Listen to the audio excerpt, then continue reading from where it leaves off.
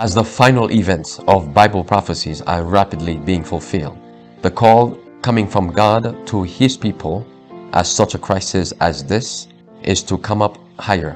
Come up higher as God called Moses to Mount Sinai. Come up higher as Elijah called the people of God to come up on Mount Carmel. Come up higher because we have a high calling in Jesus Christ. Our High Calling, a devotional by Ellen G. White. Seeing Him who is invisible. By faith Moses, when he was come to years, refused to be called the son of Pharaoh's daughter. By faith he forsook Egypt, not fearing the wrath of the king, for he endured as seeing Him who is invisible. Hebrews 11 verses 24 through 27. Moses lived as seeing Him who is invisible, and was therefore able to count the reproaches of Christ greater than the riches of the treasures of Egypt. If men would live in this way, we should see their faces aglow with the glory of God, for they would be viewing the glory of the Eternal, and by beholding would be transformed into the image of Christ.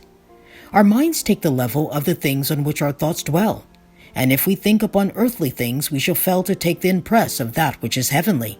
We would be greatly benefited by contemplating the mercy, goodness, and love of God, but we sustain great loss by dwelling upon those things which are earthly and temporal.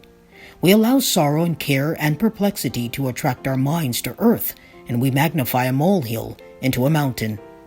Temporal things are not to engross our minds until our thoughts are entirely of the earth and the earthly. We are to train, discipline, and educate the mind so that we may think in an heavenly channel, that we may dwell on things unseen and eternal, which will be discerned by spiritual vision. It is by seeing Him who is invisible that we may obtain strength of mind and vigor of spirit. In whatever place we are called by the providence of God, we may confidently expect that God will be our helper. We are not to be a toy to circumstances, but to be above circumstances.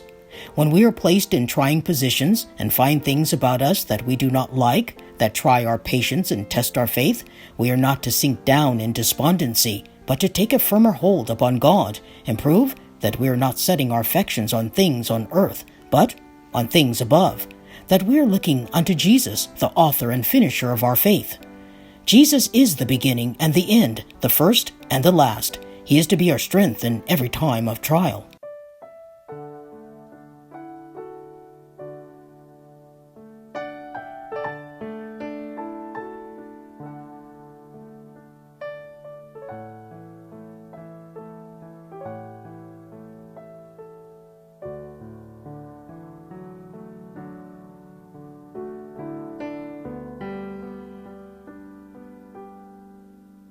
You have longed for sweet peace and for faith to increase, and have earnestly, fervently prayed, but you cannot have rest or be perfectly blessed until all on the altar is laid. Is your all on the altar of sacrifice laid? Your heart does the Spirit control?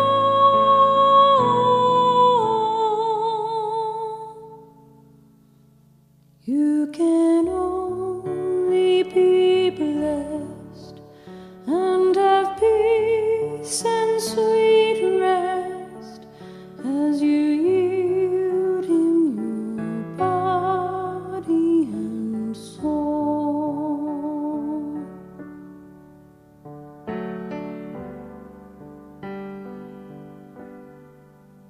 Would you walk with the Lord in the light of His word, and have peace and contentment always?